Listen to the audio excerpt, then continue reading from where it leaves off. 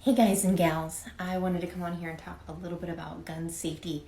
I know that that is probably an extremely boring subject to most of you, but this conversation has to be had.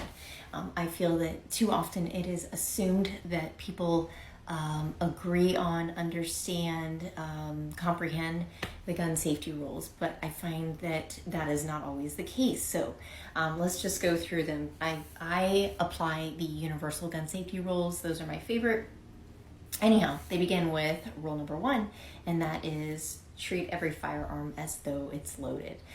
So at no time does someone tell me, hey, my firearm is unloaded, don't worry about it, here you go, have a look, and then I just disregard checking to see if the firearm is clear or not. I'm going to treat it like it's loaded. I'm going to check and see if it's loaded, but still treat it like it's loaded. Rule number 2, don't point the firearm at anything you're not willing to destroy. That seems very dramatic, but watch the muzzle, people. That muzzle is not your friend. That is where the bullet comes blazing out of. Rule number 3, keep your finger off of the trigger and out of the trigger guard at all times. I almost forgot this one. Kidding.